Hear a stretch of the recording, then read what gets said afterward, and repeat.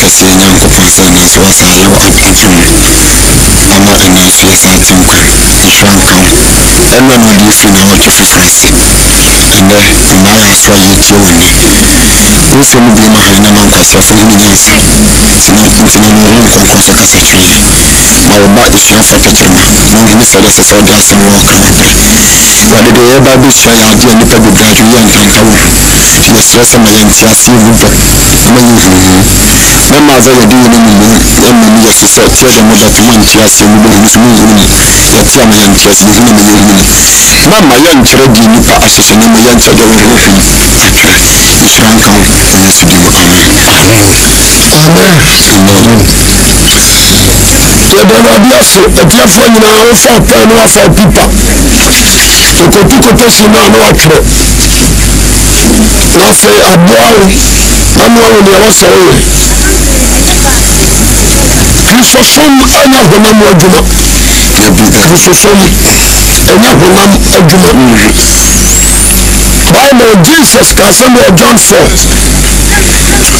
ɔsɛ na berɛ no reba na du sɛ nokora afarefoɔ abɛsɔre agya no wɔ honhom mu ɛno ne kurom yɛsom nyame spirit and the truth honhom no deɛ nokorɛkorɛ flesh honam ɔne som nyame a ɛnyɛ yɛ because awurade ɔyɛ honhom the Bible sɛ wɔn a wɔsɔre awurade no wɔsɛ ɔsɔre no wɔ honhom mu ɛne ne kurom ɛda awurade ase ɛm sɛ quotation bi wɔ Timothy ana Corinthians na me adi ka aka ansa na ɔpirikyi Paul na kae ɛsi sɛ 1 Corinthians chapter 14 verse 34 ɛma asɔde asafo nhyiamu ase ɛma asɔde asafo nhyiamu ase moma mammoa wɔ n'ano asafo mu na wɔma wɔn ho kwan sɛ wɔnkasa na mmom wɔmmrɛ wɔn ho ase sɛdeɛ mmara no nso kan na sɛ wɔpɛ sɛ wɔsua biribi a wɔmu sɛ wɔara wɔnkunu ɛfie ɛfiri sɛ yɛfɔre ma ɔbaa sɛ ɔbɛkasa asafo mu ɛdeɛ a mu na nyankopɔn asɛm no firi awurade asɛm no firi baa sɛ monkwara na abɛto na kahwɛ no yɛ monko ara na abɛto mo sɛ obi susu sɛ yɛ diifoɔ anaa honhom mu ni a wohunu sɛ deɛ mɛretwerɛ ma berɛ mu yɛ awurade ahyɛdeɛ na sɛ obi nhunu yɛ a onyankopɔn nso nhunu 34 to 36 no nko ama nsa mo nko ayɛ one group ana Timothy nso so sɛ the same message wɔ First Timothy 2 verse 11 ɔbaa hyɛ ɔbarima ase mmaa nyɛ kurom nsua asɛm no ahobrɛaseɛ nyinaa mu ɔbaa deɛ ne mma no kwan sɛ ɔnkyerɛkyerɛ anaasɛ ɔnni ɔbarima so mmaa nyɛ kɔn nsua asɛm no ahobrɛaseɛ mu ɔbaa deɛ ne mma no kwan sɛ ɔnkyerɛkyerɛ twa mo ase ne mma no kwan ɔnkyerɛkyerɛ anaasɛ ɔnni ɔbarima so na ɔnni ɔbarima so na mmom ɔnyɛ koom ɛfiri sɛ wɔbɔ Adam kane ansa na Hawa wodi hɔ na ɛnyɛ Adam na wɔdaadaa no na ɔbaa no na wɔdaadaa no ɔkɔpɔ mmara nanso sɛ ɔtena gyidie ne ɔdɔ ne ahoteɛ ne adwenemtie mu a ɔbɛgye no naba wuo mu saa kɔtɔsi wɔ mmienu akɔ controversial ade ama ɛnnɛ kristosom amen obi nam wɔ so ade atere ho afiri baptist mu si ama ɔbaa bɛdi sɔfo ama ɔbaa pirikyi amen woda ase obiara ntie me na ɔntie ne yie na mɛsrɛ sɛ deɛ mɛka biara no nya daagye na hwɛ na twerɛ fa to Paul na twerɛ saa lɛtɛ wɔ mu do ade kɔɛ fama Corinthians yɛnhwɛ Ephesians ɔso Galatians mpasɛm bi aka kyerɛ wɔ ansa na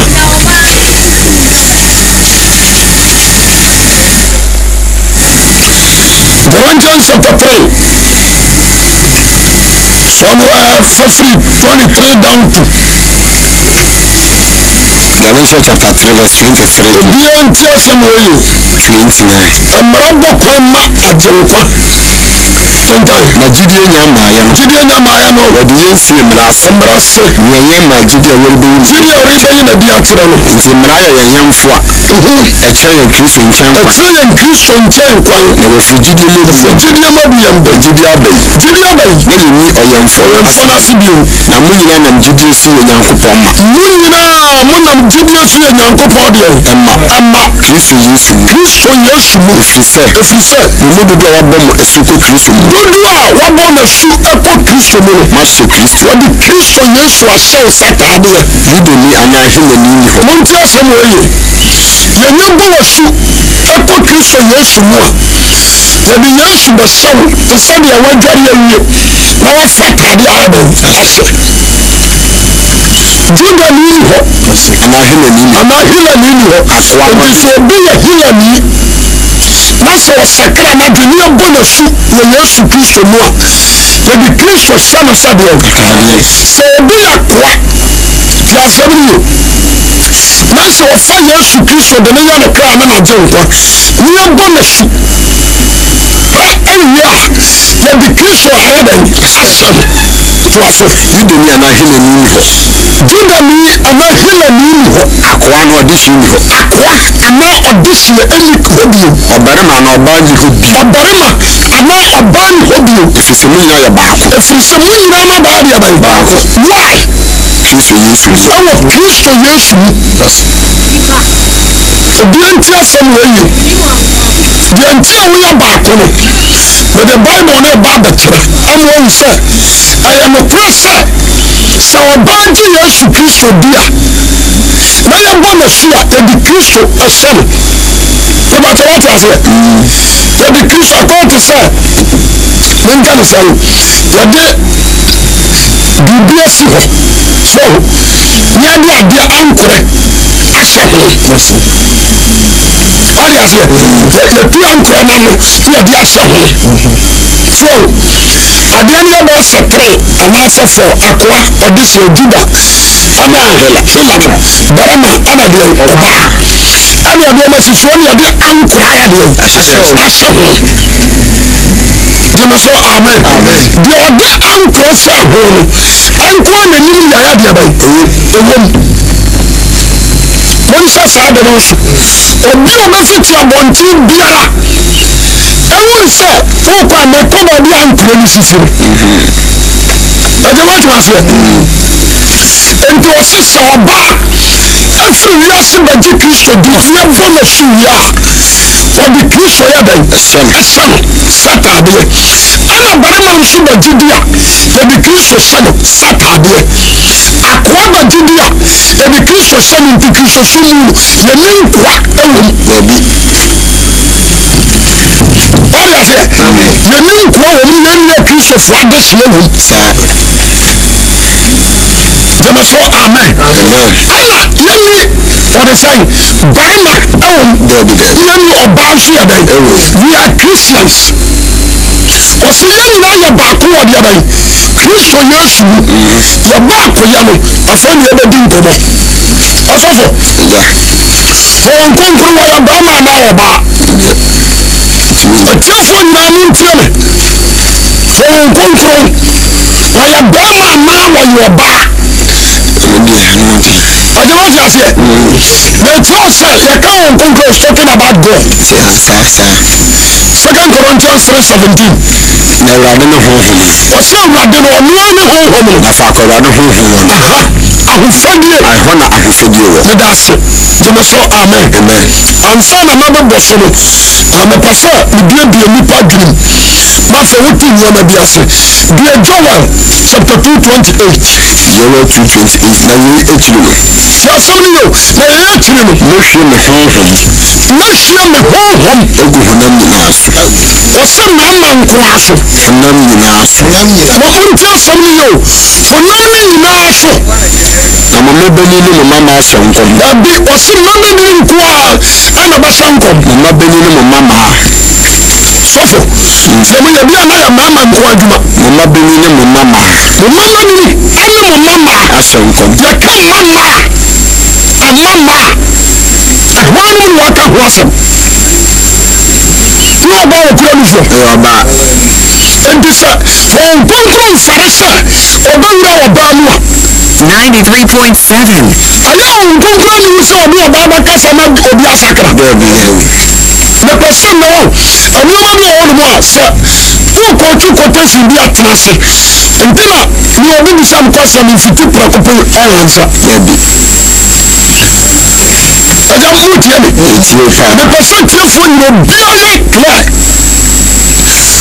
wɔse ɛna adi akyire no that is prophecy from Joel mehwɛ no nkonkoro agudi abae honam ne nyinaa so na moma bɛni ne moma ahyɛ nkɔm na moma bɔnini ɛne moma baa yɛde abae hyɛ nkɔm meda ase foɔ so na mompani asoso daeɛ mompanimfoɔ aso daeɛ na moma ante huhune nsuadeɛ ɛnisuade huru bɛyɛ mmeranteɛ na nkoa ne mfena nso so nkoa ɛne mfena nso so ɛna nnanom no ɔhwɛ mu huhune bi aguo meda ase gyeme so amen nkonkoro hwie aguo asɛpatu ansama nkonkoro bɛhwie agu no wɔma na asiane ɔmyɛ sɛn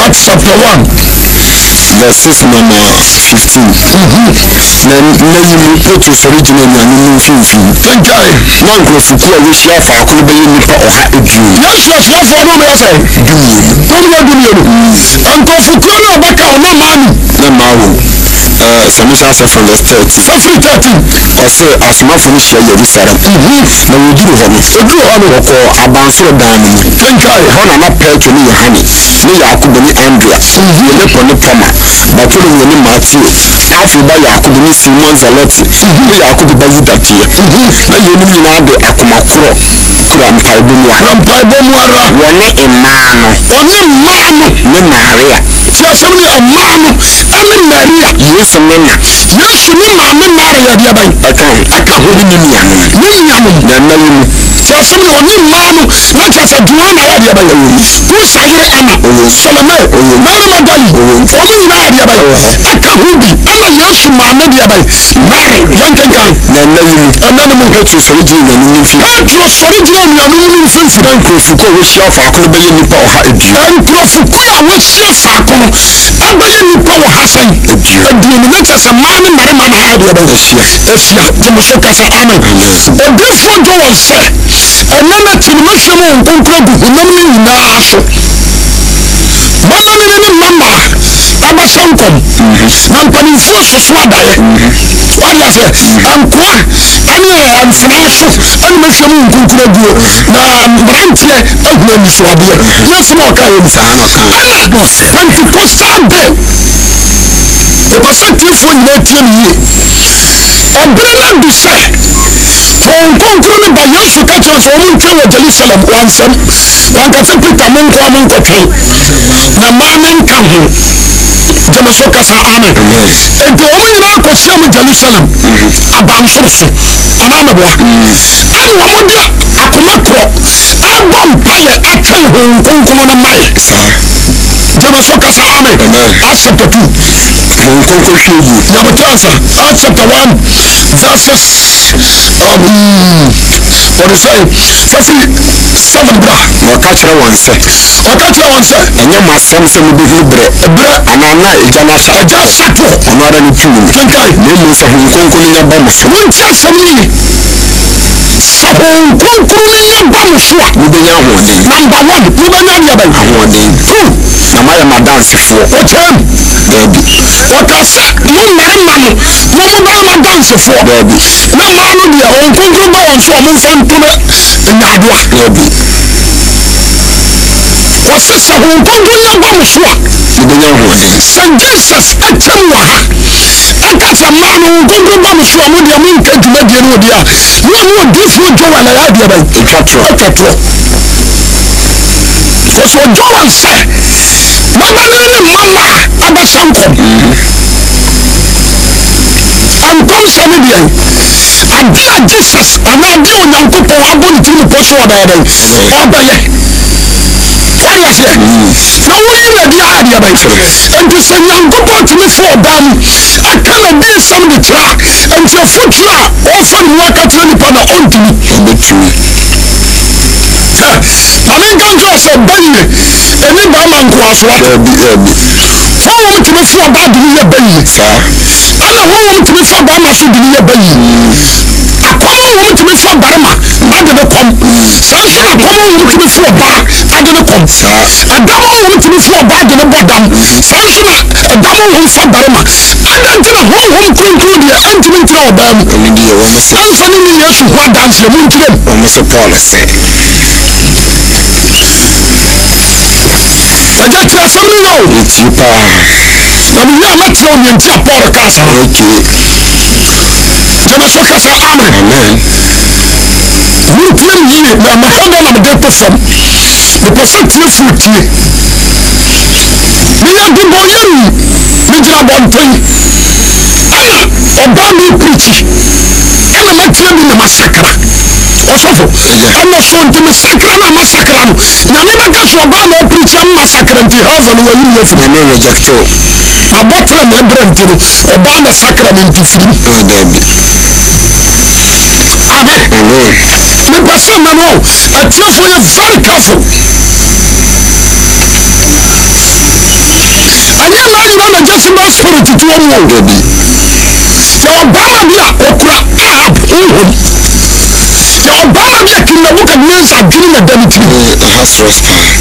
ohene Ahasuerus King Pharaoh, the heart of King Pharaoh, The Sasa. the Sasa spirit at Bama Bibi is in our dishes. Mama. Obi Judas. Cool.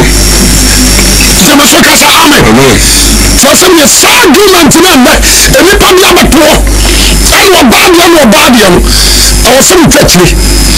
Christian, Christian, the one barman, Sally Patrona, no bar. Spirit of the barman, my friend, Christian, the same spirit that you are burning on your family. Christian, sir. Jamasoka sa amen. Amen. Se Kristo anyene pen so baba be show ba Kristo anyene pen so baba ne huhuma be tro ba mu wa fa mu akasa okay afiri ane oba fa na so on fa so oba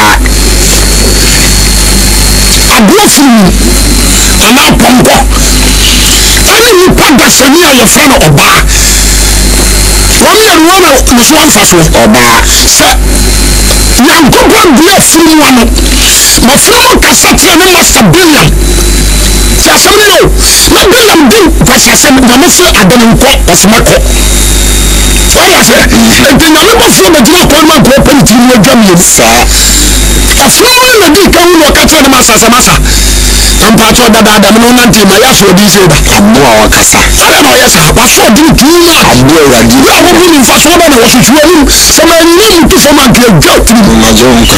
Utiati. Jamasoka sa amen. Amen. Kama menka se mencho.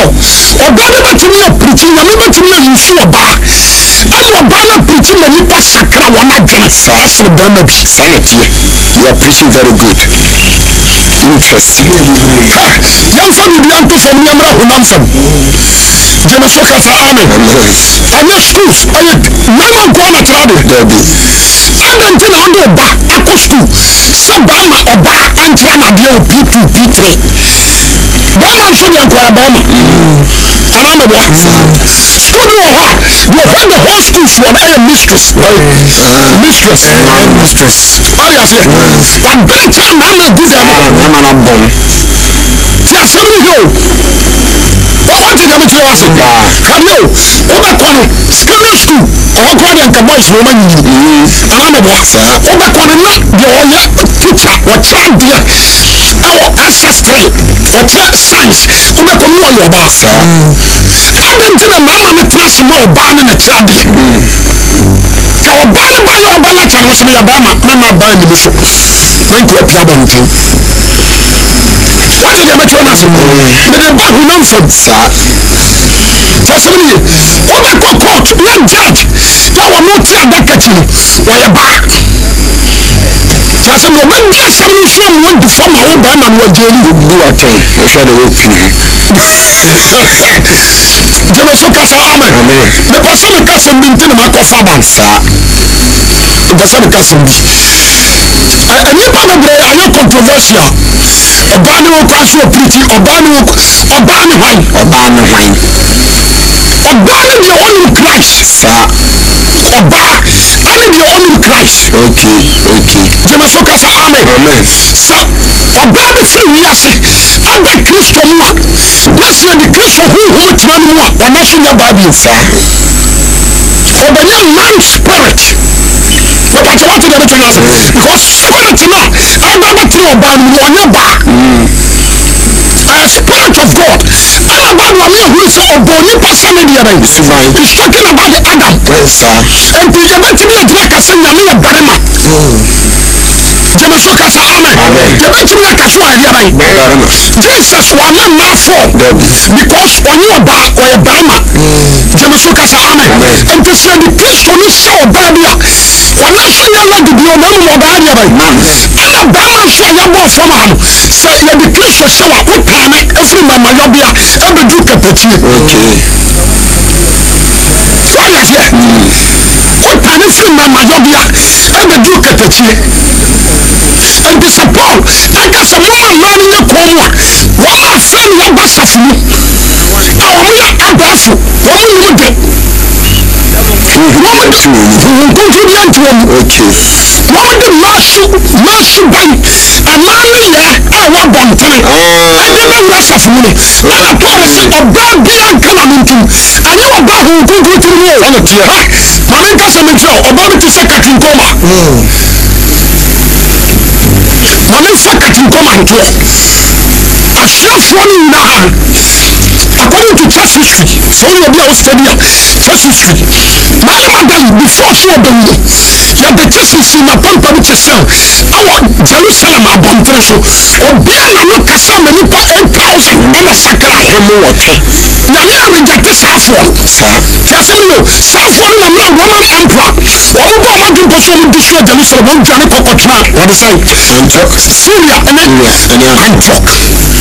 All I'm not Syria, that time Paul Peter Asatia Coronius. Now Coronius are sacred back. But now we don't know Peter Napoka Yosu who are some of the trouble now sacred. But the sabre you continue. But now again, the Benjamin Follow, or telling them what do who don't run. Now look at some of the Americans who say they are such a message. Japan Sala Bika.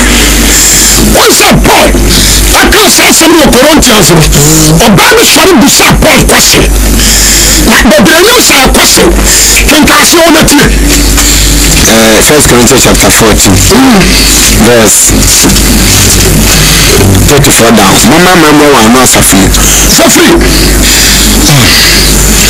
34. Verse 36. Timothy. 1 Timothy chapter 2, verse 11 down. The man you couldn't share some of us. About the man who comes from church and I said, you're very much in your cool. So about Adam can answer how I would do. 1 Corinthians 14, verse 36. Dear, I question you. Can't see sober. Mama, now a man who comes on Cassa, name one man who was Adam Ramsek. That's our person is so big. We be so I don't go to see if you say, I have fed more about Sabbatas of a day. A day. You know, and I say, no one to me. The word of God is Christ. Now we are someone, anyone, Christ. John 1:1, assembly. John 1:14, Jemasoka sa amen. Assembly at the bread Joseph, and not at the bread Mary. The bread Mary. That is the answer. One guy, woman, you want to work on it. Why are you assembly? Why are you assembly? And the Bible about you, why you only some food you buy. I don't know how to get to a bath one. You know, I say, what can you pass about the pro and you say the woman? Okay, really mystery, deep.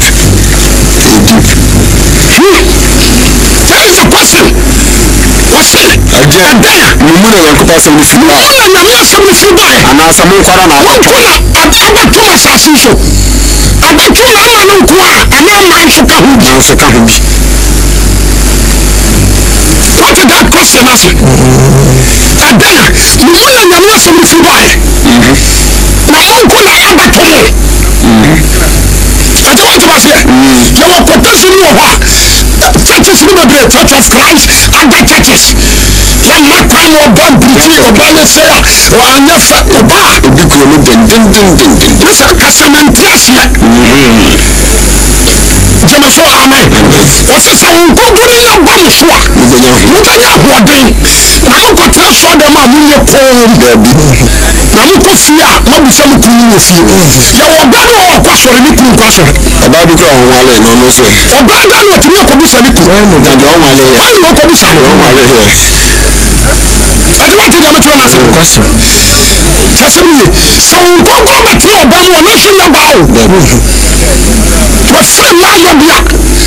For a minute, who said, your cousin will be on my whenever you club on my home.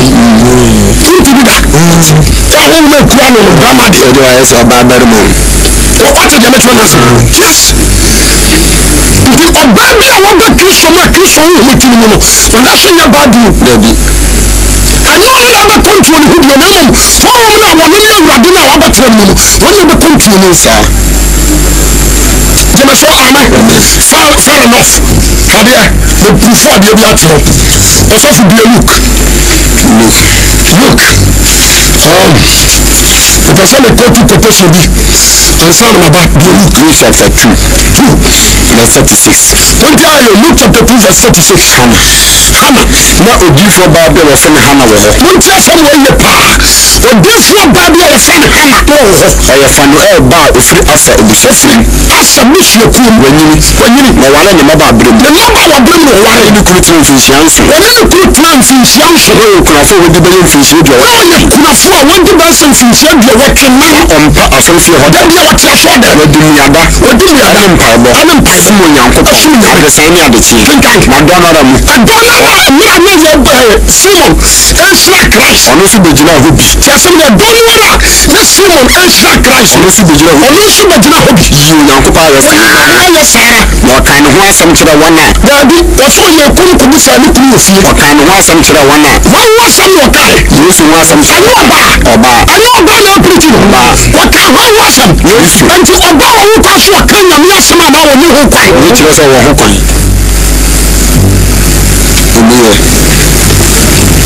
Luke chapter 2 verse 38. What's that something now? 36 to 38. One kasa Bama was so bad. Bama ne Kenya ni asilo. Kama so kasa amen. Bama ne di kankan ho santra maro. Ani Joseph, the from senior. Obawa kan ho samu ya no samu fana. What je no mu shi nyame aye se wade be boase.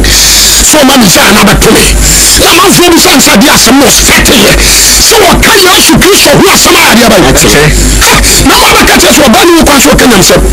Samaria nearby in John chapter 4. And now we share Jesus. Jesus came and he does something or go for a canary too. And to a quick Salah, one second by your shoe, and yet.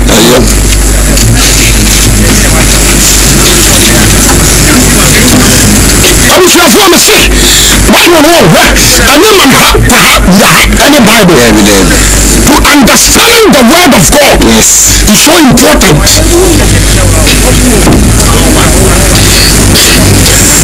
I don't want to say, to understand the word of God is so important. Jamaso amen. May your bar, we are sick. I'm about for Jesus Christ. I am Christian, no one casa. I want to read there. I do amen. I want to hold him. I'm a silly. But that's what you're about. No, but it's just almost a new potentially all that Jamaso amen. Judges chapter 5 verse 7 to 9. Judges chapter 5 actually 4. What can you I say Asafahini sa Israel. Just somebody Asafahini. Asawa Israel. Israel the whole Israel. After I saw them now and to make a man do it. From Colombia, who crowd was who's in Colombia.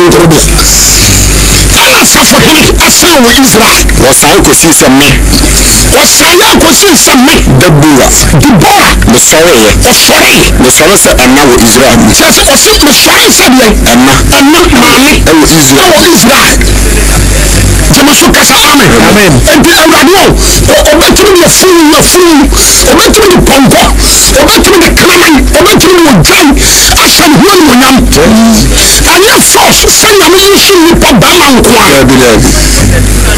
wopɛ sɛ wokyerɛ sɛ saa tam no na Israel na bama bia ne hɔ bio na mɛma hɔ bɛte wo nyina yɛ hofoɔ bɛdebɔra sɔre gyeme so kasa amen ɛnso ne ɔnyɛ mpanifoɔ ɔsɔre waka ɔnkonko bɔ nnam na Debora sɔre ɛde di Israelfoɔ no mu ɔmo kodi nkunim gyeme so kasa amen ɔsɔfo bia Proverbs 31 verse 1 down to 3 nneɛnti ɔbaa bi afotuo a ɔde maa nipa 31 verse 1 down to 3 ɔkasa kyerɛ yɛ ma ɔhene saa asɛm wɔ hɔ abɛdawa na da mmarima nyinaa tim nti barima bi ware a ne yere turufoɔ ɔmfa na ɔbaa deɛ sɛ na ɔbaa deɛ afotuo adi a nyansa na da tim masa hele mo ɔsɛ kane no ne yɛde mmarima kɔ skul na maate kitchen meboa ne yɛde mmarima kɔ skul na maate kitchen maadeɛ no de nti a maadeɛ ne yɛkeka no saa ɛduru bia bi no yɛhu sɛ maaso wɔ mfasoɔ mu nyɛ sɛ me praise ladies but obi kwasi amanfoɔ yɛho agreement saa obɛtumi fa ne sɔfo nti ɔba ɔho kwan sɛ ɔkyerɛkyerɛ Paul se who is Paul Jesus ɛkɛsɛ a wo si Paul I respect him as a leader I respect him as a pastor the immediate man say na me dwuma yini but I respect Jesus Christ more than Paul because Jesus is called himself that's it listen he wadwuma na Paul bɛyɛ nso adwuma na Paul bɛyɛ ɔsɔfo Paul sisɛ masa hene wa nsɛm masa hene nemwa wei saa nipa wɔyɛ Solomon nyansafoɔ Solomon ho asɛm ne yɛbɛka no the whole Israel obi a masase so ne nyame dɔ ne sɛ Solomon wɔne ɔbɛgyina ne nkyɛ ka kyɛn sɛ Solomon bisa deɛ ɔpɛ no ne nyɛ no ɛsɛ ma menyansa ɛsɛ mede ama gyeme so kasa amen nyame hyia ne kyerɛ nipa biara ɛnso saa ne wagyimi saa sɛm ne asɔfoɔ no tu ne so tututu wɔntumi ansakra gye ɔbaa kenkan wɔ sesɛ masa hene mo nsɛm ɔkasa kyerɛ a ne maame de tenetene ada me ba wonim sɛ ɛhɔ kɔ no nyinaa the whole Proverbs 31 ɛyɛ ɔbaa no mu asɛm ne yɛbɛtwerɛ nso yɛfa bɔbara gyeme so kasa amen the whole Proverbs 31 ɛnyɛ Solomon ɛyɛ ne maame anum asɛm Bathsheba num asɛm kenkan mfa ho ade mama amfa wo ho ade mama ɛmaa ne dɔso ɛmaa ne dɔso ma thousand Solomon 700 mprafo 300 amfa wo ho ade mama na mfa wo kwan nyɛ deɛ sɛ ahemfo ɔsɛ ahemfo di w'anim no ɛma asɛm ne nsasɛm ne nkwaseasɛm nti wɔma kwan sɛi ɛnsa ahemfo ɛnsa wɔ hene ɛnsa ahemfo sɛ ɔbanom sɛ ɛna nipa titiri obɛdi sɛ obɛdi nsɛbi akyi na wanom wɔwɔ efiri mmerɛ a wɔhyɛ na wɔanane amanehufo nsɛm ani fa nsade ma deɛ ɔresɛ wɔwɔ fotu ɔba bɛsiade ma bama wɔwɔ fotu a Solomon ma na ɔyɛ ɔba awo yɛtwerɛ ɛyɛ ka baabɔ no na bɛka kyerɛ me sɛ ɔba mpirikyi because Paul said meanwhile you don't understand that way gyeme so kasa amen ɔsɔfo ɛhɔsi ɛwɔ paa Proverbs chapter 31 verse 29 30 21 mmama pii ayɛ yie wɔsi sɛ mmama pii ayɛ yie na wodeɛ wosi wo nyinaa oso wayɛ naadaa kyɛ sɛ ne oso wa maame no ɔkasa paa wɔfɛ yɛ huhudeɛ ɔba osuro awurade ɛyi na ayɛ saa fotuo wɔ Solomon maame no ati wɔn na ɛkasa me atwi gyeme so kasa amen yɛtwerɛ ne yɛba Bible mu no nso ɔyɛ ɔbaa no mu asɛm ɔde wɔte nyame kyerɛ no ase masa hene no mɔ nsɛm a me na ɛde tenetene no ankasa n'agya watwerɛ gu hɔ gyeme so kasa amen Amen. Luke chapter 8 verse 1. Luke chapter 8 verse 1. What's it say? Asanka. Na ye echiro. Ọfa adwene ni kan ho. Na ye echiro. Ọkọfa nkuru nyinaa mu. Nkuru nyinaa mu. Nyankopa ni wasampa kyerɛ. Na dwene ni kan. Na dwene ni kan ho. Ne mmaa bia. Ọkọ sanka Jesus kura ọkọ sanka. Ni ona na ma no ko na ko. Ne mmaa bia. Na mmaa bi kan ho. Ana ansa na sanka no no ko ne Messiah. Etu ye bi.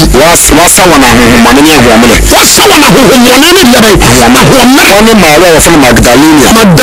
Ahohomane nso. Ahohomane nso efiri ne Yohana. Ɛne Yohana. Herode fie pɛ ne kusayere. Kusayere. Ne Susana. Ne afoforo bebree. Wɔde wɔn ahodeɛ bɛsi wɔn. So when you are some today, women night, the only some one person who did something you know, so what's a calabi? In connection, you're free. I say, oh, baby, I'm your company, my mama's alive. Oh, baby, I'm your company, and my mama's alive, a couple behind. What did you say? Bad.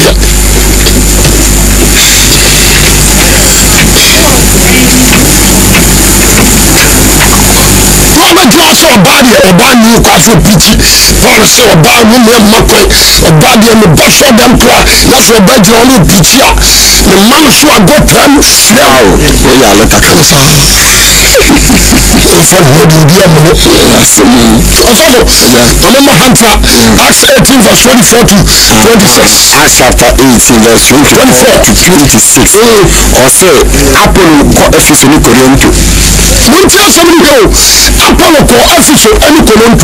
Then the Libya and the Apollo were one Alexandria. Nipa na not tea. Or Nipa na not tea. Royal Dinkress or trust me by Ephesus. By Ephesus. We are our church in the Rado Council. What church in the Rado Council? Or do who Okasai. Or church in Yesu who is in you. Or church in Yesu Christ who is in you. You have to be Frasa de nam kasa shiade. Frasa no Frasia Apollo no. Frasia de nam ye krenya so no shiade. Na Priscilla. Number 1 Priscilla. Ni Aquila. Wo fa no ba wan chen. Wo pa to Priscilla wo he. Oba. Ofane ba ne nchen. Na wo kyerɛ nti o kyerɛ Apollo. Nyankopɔn kwan. Kyerɛ Apollo because now Apollo aye disciple to John the Baptist. Wa ben. Ana oyobesua onimra. Alexandria ahola Paul echo school and Apollo tete atro metime kase no lecture amramu no Paul nonkono no tanu no kase bi so be ka to say Hebrews Paul na tro ya boa do tro Hebrews ya Apollo do tro Hebrews ya Apollo Luke ana tro Luke 1 Luke ana sabe tro Acts and you look at your Hebrews starting from the writing and the end of the writing and the dancers and your Paul so Paul was starting at the letter watch ya what is it you are original atre you are born again but the whole the only was some Hebrew and the Apollo what then you are a lecturer talking to Acts was so the number some to do the phone do a big into the phone band you got I am interested in I'm sure you know someone not qualified Priscilla Aquila Priscilla cannot be no coy look at us about my class and the church and the Udiako James Okasa Amen you are teaching more by your perfect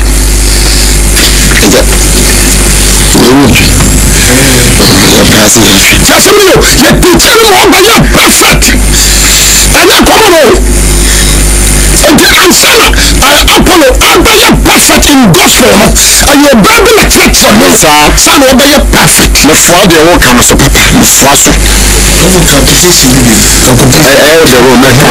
Acts chapter 18 verse 24 verse 24 to 26 many the Libya the dindi Apollo won Alexandria Nipa na not here when you give the new pure the whole Israel say can be a give the new let us one Jerusalem one minute onipa na no tie onipa na no atie ɔyɛ dangerous mu na wɔde wɔtwerɛsɛm mu ba afiso oyi na wakyerɛkyerɛ na Awurade kwan so wɔkyerɛkyerɛ na Awurade kwan so na ɔyɛ de huhu na ɔde wɔ huhu mu kasae ɔkasae ɔkyerɛkyerɛ Yesu ho nsɛm yi ɔkyerɛkyerɛ Yesu Kristo ho nsɛm yi Yesu Yohane si bonku na Yohane si bonku na no onim ofiri ase de nam kasa hyiada na ɔkɔ kasa na Priscilla ne Aquila ɔfa no ba wɔn nkyɛn na wɔkyerɛ Nyankopɔn kwan pɛpɛɛpɛ teaching one who saw your best but ɔbarima no wuru sɛ kakakra that is Bible kasa amen ɔde ne tia se kasa bɔdɔ ma wuru sɛ wɔni abere so de di Yesu ho adanseɛ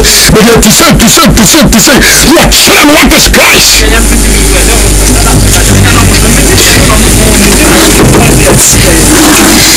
gyeme so kasa amen nti aberanteɛ me sɛ ɔne obi a naada wɔyɛ New Testament ɔne obi a convention wɔyɛ New Testament wɔsɛm no yɛwɔ wɔn a ɛka no babababa wonni nhunuhu yɛwɔ wɔn a Awurade mfa twerɛsɛm no nti aseɛ ne adeɛ bɛyi ama wɔn man ha kɔ ha wura ha yɛsɛi ne wakeka no saa wɔwi a wɔsɛ mohu ne deɛ baabolo ne ka na aseɛ ne sɛe agyagye so kasa amen ti asɛm ne we have Philippians chapter 4 verse 1 to 3 Philippians chapter 4 verse 1 to 3 nti mi yanu ma ne dɔm na ne fom nti hai n'anigye ne mabotire monyina Awurade mu sa metu idiofo wɔse metu deɛ idiafo na metu sintiki nso fo sɛ wanyina adekora Awurade mu wonyina adekora wɔ Awurade mu mesrɛ wo nso mesrɛ me sɛ me yɔnko pa sɔmaa no mu abia ɛfiri sɛ wɔn a wɔkaa me ka Paul ho pere asɛmpa no masa ɛmaa de bua Paul ɔne Paul na nakɔ asɛnka wɔne Clemens ɛnso ne me yɔnko adwumayɛfoɔ me yɔnko adwumayɛfoɔ dwumayɛni a aka wɔn din hyehyɛ nkwa wo mu kyɛ sɛ yɛ mmaa bi na woka sɛ Paul ɔfiti ano ɔno a yɛsɛ Paul mmaa bi na bua no mu tumi yɛ adwuma ɔmaa me sɛ ɔnasɛm ɔno nso kɔ bi mmaa no bi kɔ kasa David kɔ bi Paul de Corinthians samanfoɔ di na tɛm sɛ maa ma ɔhɔ no asesa maa na ɔne ɔmo nam mmaa no nso ti kɔs ɔmo nim kyerɛsɛm 1 Corinthians chapter 9 verse 4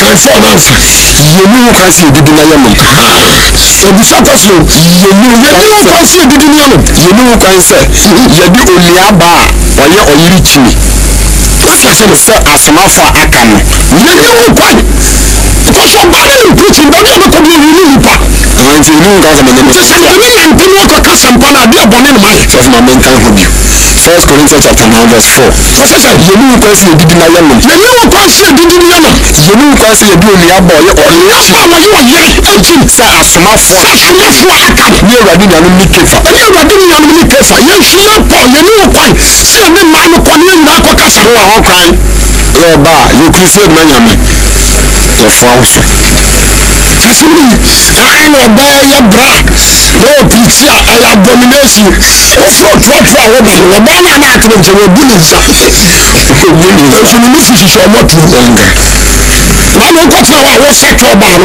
ɔbaa no nso obu ne nsa ne daa nan baba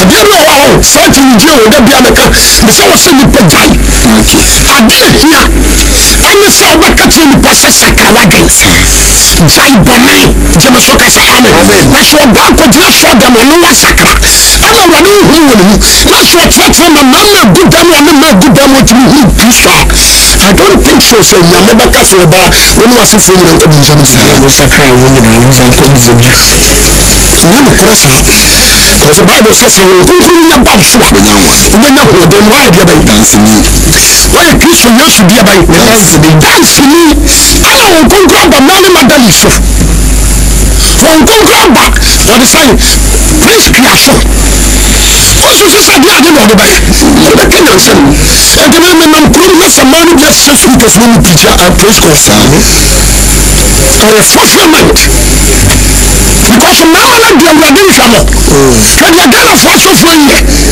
sɔfoɔ wɔde tumi nti sɛ maa no ayɛ asɔfoɔ no yɛ saa nkora deɛ mmarima yi yɛ Ghana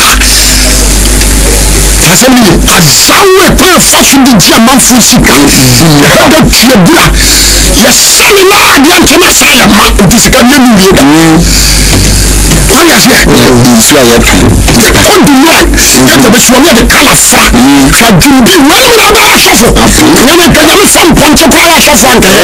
wọ́n mu nyɛ asɔfo. mɛ pɛsɛ mi kan kura kyerɛ wɔ aberante a wotie mi forget about the nsɛm a nipa ka deɛ hia ma mi sɛ hɛ sɛ ɔyɛ ɔbaa wudi bɔmpa yɛ bisa wurade sɛ wurade pufu kyerɛ wɔ sɛ wɔn mi wɔn mu na wɔn mu a kɔ kyerɛ yɛn nsɛm that is the better.